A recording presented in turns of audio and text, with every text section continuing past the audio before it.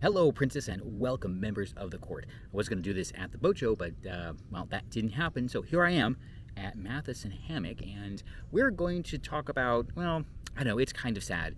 After a really great cruise on Norwegian Prima and a cruise on Norwegian Bliss, I'm sorry to say, but, Norwegian, we need a break. I hope this doesn't come off as too nitpicky. I mean, it's not really that many things, just 17 or 18. I don't know, I kind of lost count. So I guess we'll just go through them in no particular order because that's just how I have them written down on my list. So I don't really feel like reordering it. And number one, something I talked about before, is that whole either rumor or implementation of the crew reservation system, for basically the guest-facing crew. They had to make reservations to go into guest areas, and honestly, I don't understand this. I haven't heard of any other cruise line doing this, particularly like MSC, the entertainment staff, and a lot of the other staff is just out and about with the passengers all the time. Don't really see a problem with it. If it's a cost-cutting measure, shame on you. If it's some other reason we don't understand, you better explain it at least to the crew, because quite frankly, it's probably going to go over as well, and I know I talked about this before, as the reservation system at Disney World, which is not going over very well at all. Then we have the return to traditional muster. I'm going to make a separate video on this, and I know I mentioned it in the Bliss embarkation vlog, or will mention it. This will probably come out first, but just to summarize, this is a management fail, and it worries me a lot. Basically, if you can't get that right, I just wonder what else management can't get right. When I was on board Norwegian Prima and still happy, I tried to book an Alaska cruise for this coming summer, only to be told that there were no guarantee staterooms available. And I know we checked at least 2 sailings, but not available, which means I would have had to pay for the free at sea perks that I absolutely would not use on an Alaskan cruise. I don't need a drink package, I don't need specialty dining or anything like that. I found it kind of sus. However, I was talking with the cruise neck staff on Bliss, and after basically expressing my unhappy state, some guarantee availability magically appeared. Okay, great, good on them. I find it, though, a bit suspicious. It just feels expensive. Now, I know what Norwegian is trying to do. They want to be the premium resort line. I get that, but are they really providing a substantial difference between some other experiences? And for me, I don't know, I don't know about that. I just burned the last of my credits from all the nonsense. But even looking at just random cruises that I have to book to burn my my vouchers, I don't know. I look at it and I'm like, well, I could pay this for 7 days on Norwegian, but I could pay this for 7 days on Carnival or MSC, and it's like, is the experience really that much better? I get it. They said they don't want to compromise their product, but to be honest, the only thing that puts Norwegian above those other lines, quite frankly, is the food. And you know what?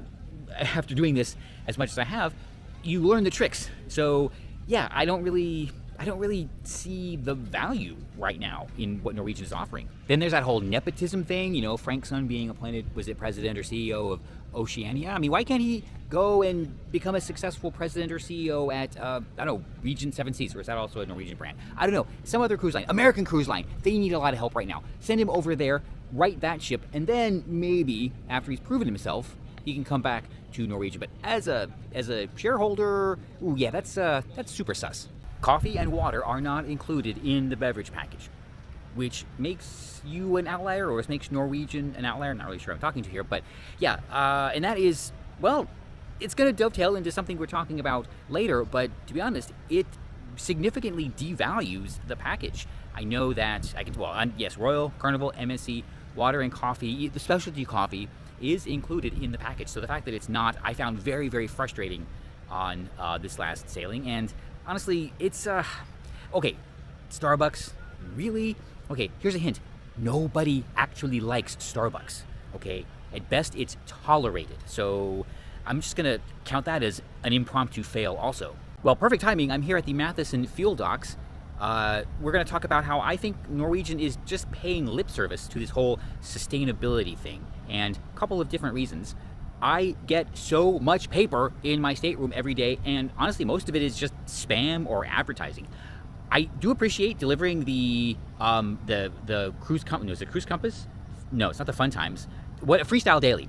because I do like carrying the paper version around sometimes, although I think they do that because they cannot get the app regularly, routinely, and reliably synchronized. I know a couple of times I said, this wasn't on the app. Well, it was on the Freestyle Daily, so yeah, printing all that paper, I think, is just to excuse their inability to have the schedule in the app actually accurate. But still, every day I tear that off, and the rest of it just goes in the garbage, and that's it. I got like 3 printouts from guest services, saying, oh, there was a message for me, in addition to the message on the phone and everything, for a problem that I could very, very easily check to see if it was sorted out myself. So, yeah, just cut down on the paper, please, and maybe you'll have some credibility. And, damn helicopter. Yeah, we're still at the fuel dock because we're not done with sustainability. Norwegian is the only cruise line, the only major cruise line, let's put it that way, to have not made any commitments or announced any future plans for the transition to liquid natural gas. And all right, we're still waiting. All right, so this is in contrast to pretty much everyone else. Believe it or not, the leader in LNG fuel ships, the leader in LNG powered cruise ships is Carnival. Absolutely, they've got at least 10 ships floating, followed up closely, no, not very closely, by Disney with 1. Yeah, 1. Now, here's the thing. All of Disney's new builds will be LNG. All of Royal's new builds are LNG. All of MSC's upcoming new builds are LNG. And Norwegian? Anything? Anything? I don't know. I did a short on the huge difference, so we're waiting. We're waiting. This one I'm sure is heavily influenced by my time in the theme parks, but the merch is terrible. There pretty much wasn't any. And there wasn't any branded merch. On Prima, there was like 1 coffee mug. On Bliss, honestly, I don't even remember seeing a t-shirt. You could get the ship model, but that's pretty much it. I told the Cruise Next team that on Carnival Celebration, there is literally an entire shop dedicated to Carnival Celebration. On MSC Seascape, I got my hat, I got Do Re Mi, I got something else. Oh yeah, I got a mug, and they had like 2 or 3 available, and a bunch of other stuff like not Duffy that I didn't get. Saving that for next time. Princess, don't watch this. But on these Norwegian ships, nothing, nothing, 0. So I don't know, no gifts this time. Sorry. I'm glad I went to Knott's. Now for one that's just really bad show, and that's you cannot use your OBC, including shareholder OBC, for gratuities. This probably was what turned this from a cruise into just kind of an exercise in frustration. Now here's the thing, I have used my shareholder OBC on Royal for gratuities. I have used my shareholder OBC on Carnival for gratuities, even though I do think in their terms it says you can't, but I have, and a number of other people have as well. But on Norwegian, no. Oh, God forbid, they should actually pay for something. Oh, no. And again, they're an outlier, a tremendous outlier. The MSC's privately held, so I don't know. I've only gotten $100 in OBC from them, so I really wouldn't know what went to gratuities and what didn't. But still, it just created a really negative customer experience, and it's just so easily avoidable. They just don't want to pay. Now, this was a problem for me. Even with the premium internet service, some VPN types are blocked, and this actually creates a risk for me because I don't know whether or not, like, if I'm working on a project or something, or I have to deal with like support issues, if I'm on a Norwegian ship and I have to like connect back to, somewhere in the cloud using a particular VPN type, if I can't connect, I am SOL. And now that it's happened to me, I tell you, it's a risk that I just can't take. I've used every VPN on, again, Royal, Carnival, MSC. They all work just fine, so I don't really worry about that. But now on Norwegian, I have to think about that, and it creates a huge risk for me. Also, weirdly, on this sailing with the premium internet package, YouTube was blocked for the first, I don't know, it felt like 10, 11 days, and then all of a sudden, somewhere in Panama, or I don't know, it just started working. Okay.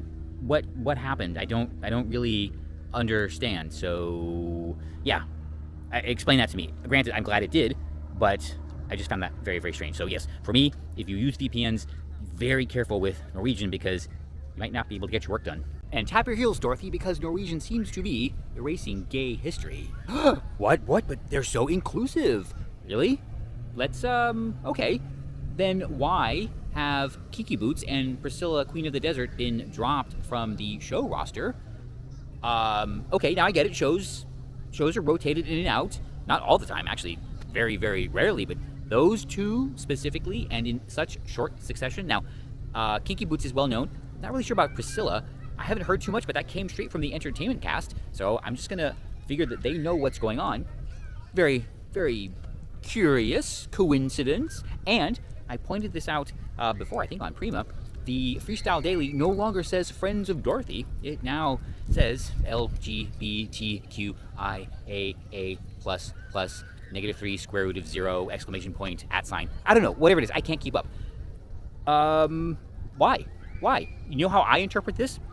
I interpret this as them saying that us, the original Friends of Dorothy, aren't inclusive. Really? Is that what you're saying? Because I'd really love to know how else it should be interpreted. Now, back to the super sus.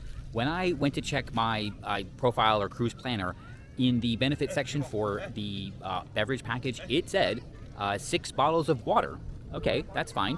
And it says it right there. I did not screenshot it because I didn't think I would have to.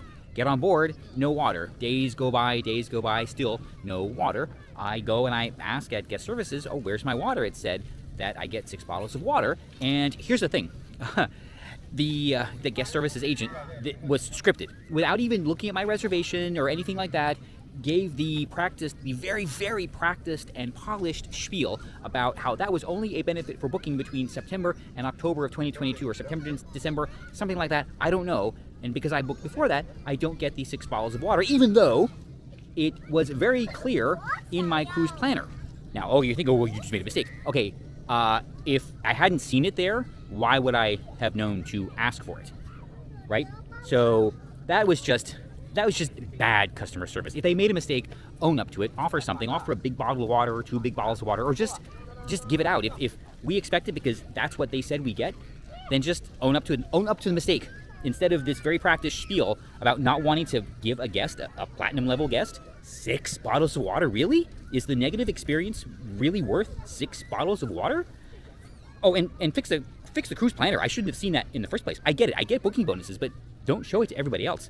And the reason I say this is super sus is because the response was so polished, I'm sure a lot of other guests asked about it too. All right, I get it. This one is super personal. The Reuben is now served with fries. You don't understand how disappointed I am in that. It has to come with chips. And the only reason for the change is the fries must be cheaper, even with the preparation, than the chips.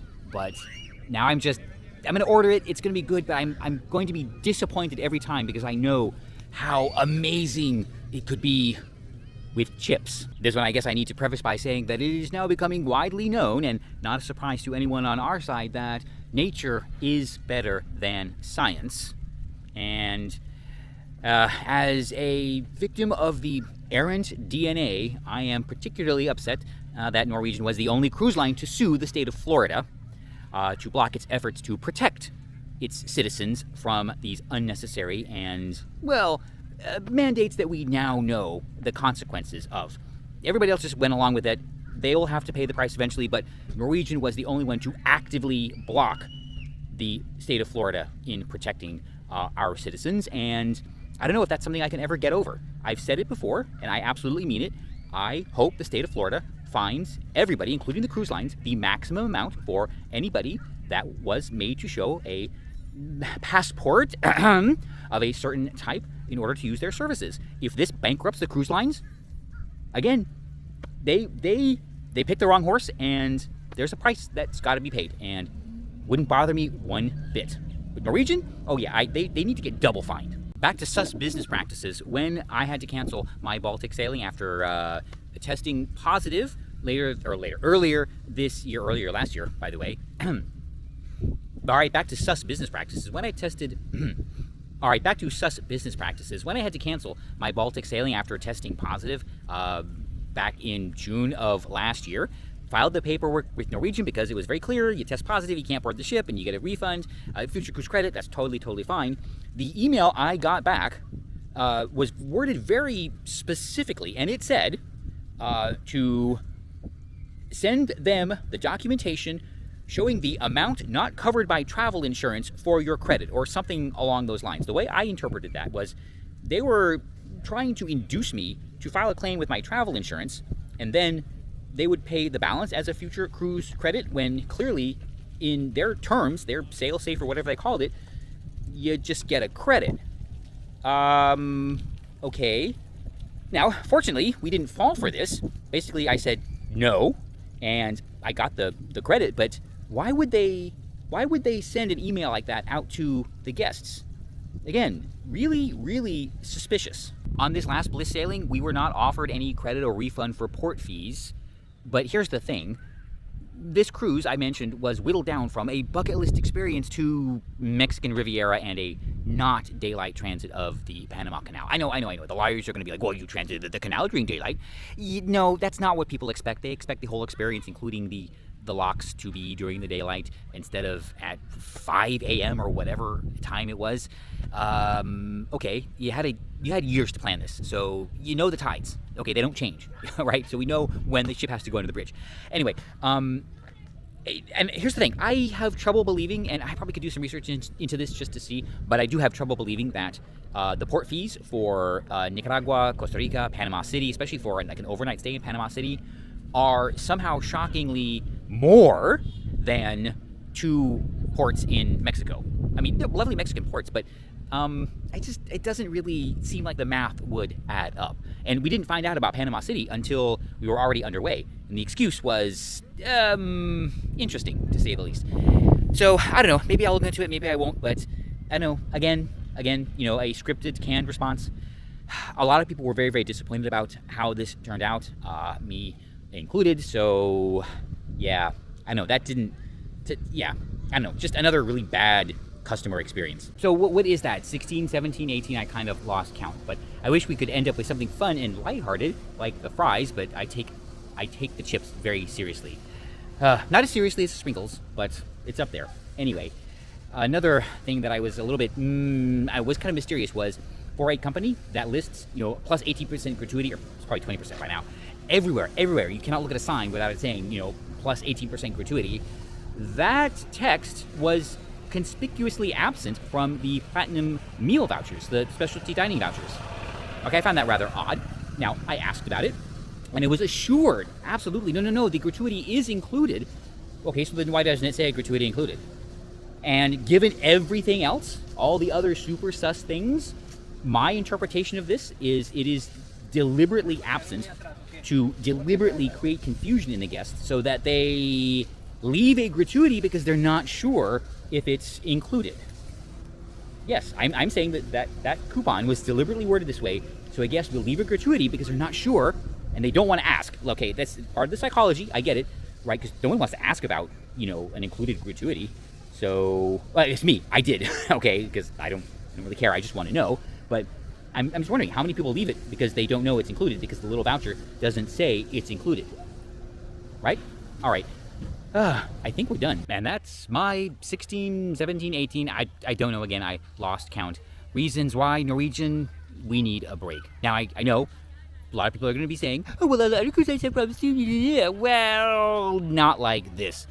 So the only beef I have right now with MSC is the credit card registration doesn't work and they closed the buffet too early. Very, very easy to fix. Royal Caribbean, the main dining room food has been horrible, but they just introduced new menus, so I'm gonna have to take a ride and see if they've improved that. But if you know how to manage or navigate the Windjammer, yeah, you'll be fine. And as for Carnival, actually the biggest problem at Carnival is the widely different experience between their newer ships and their older ships. And it's fine for me, but some guests might not really understand what's going on. But I've never had any issues like I've had with Norwegian with any other cruise line. I had little foibles here and there, but they always seem to work out in my favor. Like the missing OBC on MSC. I was supposed to get $50 Canadian OBC on a cruise. It never showed up. I inquired about it, and within 2 days, okay, it took them 2 days, I got $100 US OBC. So, hey, works for me. Probably because they couldn't figure out what was going on, and they're just like, give them $100. So, hey, that's fine. That is a great customer experience. But I don't know. We'll see. I do have a Norwegian cruise booked for this summer in Alaska. The thing is, it hits every port that you'd want to go to, which is something that's important to me. It is also the one where mysteriously, miraculously, after venting all this frustration, guarantee availability just appeared. Yeah, exactly.